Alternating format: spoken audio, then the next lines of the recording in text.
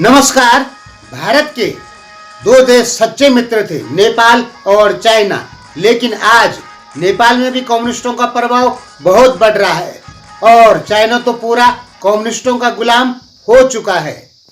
इसलिए हर भारतीय को अपने दिमाग में एक बात रखनी होगी कि हमें कैसे भी करके चाइना से कम्युनिस्टों का प्रभाव पूरा खत्म करना है, यानी चाइना को कम्युनिस्टों से आज़ाद कराना है, क्योंकि चाइना भारत का सच्चा मित्र है। जिस प्रकार आपने देखा होगा कि नेपाल एक छोटी सी कम्युनिस्ट पार्टी की वजह से नेपाल भारत का दुश्मन बनता जा रहा है, उसी प्रकार चाइना के 8 करोड़ कम्युनिस्टों की वजह से चाइना भारत का दुश्मन बन गया है। और यदि कम्युनिस्टों का प्रभाव नेपाल में समाप्त हो जाता है, चाइना में समाप्त हो जाता है, तो भारत, नेपाल और चीन एक बहुत ही अच्छे मित्र बनेंगे, जैसे कि इतिहास में थे। यानी इतिहास में कभी भी भारत चीन युद्ध की चर्चा नहीं मिलेगी आपको, केवल पांचाओ और कनिष्क के बीच में। उसमें भी पांचाओ की लड़की की शादी कनिष्क से कर दी गई थी, यानी वो युद्ध भी रिश्तेदारी में बदल गया। तो इतिहास में चीन भारत का युद्ध कहीं नहीं हुआ है, लेकिन जब से कम्युनिस्टों ने चीन पर कब्जा किया है, तब से चीन भारत का दुश्मन बनने लग गया है। आप चाइनीज लोगों से कमेंट कीजिए, वो आपको बिल्कुल गलत नहीं कहेंगे। आप नेपालियों से कमेंट कीजिए और सही से कीजिए, तो देखिए नेपाली लोग भी भारत को गलत नहीं बोलते हैं। उसी प्रकार चाइनीज लोग भी भारत को गलत नहीं बोलते हैं और कहते हैं कि भारत तो हमारा प्राचीन मित्र है। आज असली चाइना, रिपब्लिक ऑफ चाइना का नेशनल डे है, इसलिए ट्विटर पर उनको बधाई जरूर भेजें, यानी ताइवान को बधाई जरूर भेजें। ताइवान ही असली चाइना है। 1949 में कम्युनिस्टों ने ताइवान को वहां से भगा दिया था, यानी प्राचीन चीन पर ताइवान का अधिकार है। असली जो चाइना है वो ताइवान ही है। और ये सोचकर V2 पावर ताइवान को ही मिली थी 1975 तक, लेकिन अमेरिका ने सोवियत संघ के लालच में ताइवान से V2 पावर छीन ली थी। चीन तो कम्युनिस्टों के कब्जे में आ ही गया है, लेकिन अब धीरे धीरे नेपाल पर भी कम्युनिस्टों का अधिकार मजबूत होने लग गया है और हमें डर है कि भविष्य में पूरे कम्युनिस्ट नेपाल को कब्जा ना कर दें। और इसकी पूरी संभावना है कि आने वाले समय में कम्युनिस्ट लोग नेपाल को कब्जा कर सकते हैं।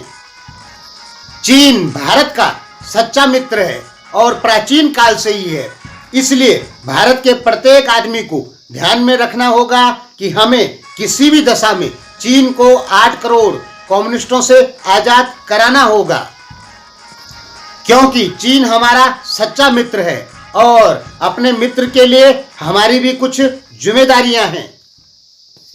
हम भारत में डेमोक्रेसी लेके आए और हमें चीन में भी डेमोक्रेसी लाना होगा, और तब ही चीन सच्चे रूप से आजाद होगा।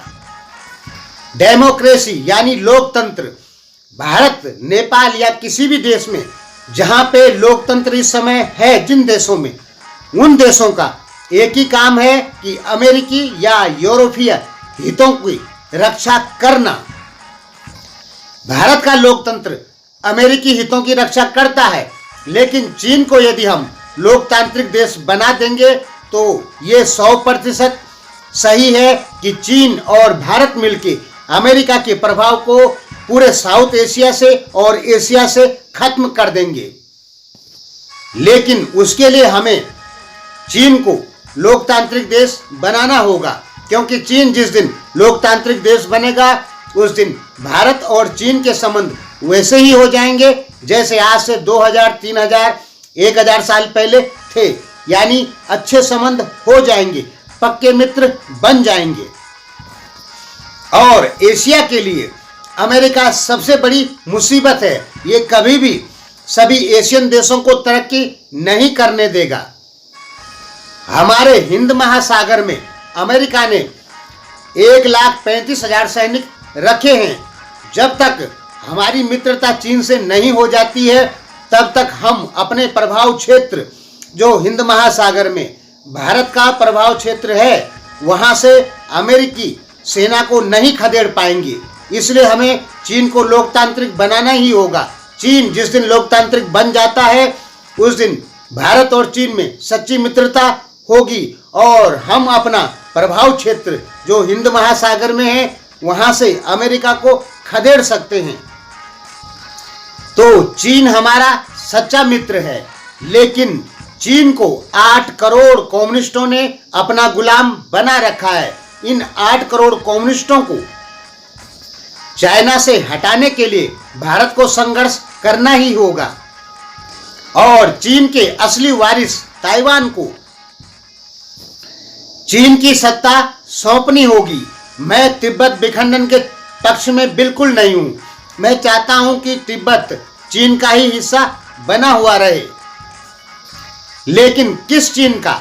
लोकतांत्रिक चीन का, कम्युनिस्ट चीन का बिल्कुल नहीं। मैं चाहता हूं कि तिब्बत ताइवान का हिस्सा यानी जो असली चाइना है उसका हिस्सा तो बने, लेकिन कम्युनिस्ट चाइना का बिल्कुल नहीं। इसलिए भारत को संघर्ष करना होगा चीन को आजाद कराने के लिए, 8 करोड़ कम्युनिस्टों से आजाद कराने के लिए, एक दलीय शासन प्रणाली चीन में खत्म करने के लिए वहां पे बहुदलीय शासन प्रणाली लानी ही होगी। और आप देखेंगे जिस दिन चीन में बहुदलीय शासन प्रणाली आएगी उस दिन भारत और चीन मिलकर एशिया को आगे बढ़ाएंगे और भारत और चीन सच्चे मित्र बनेंगे। हमें नेपाल को भी बचाना है जो कि धीरे धीरे कम्युनिस्टों के कब्जे में आता जा रहा है।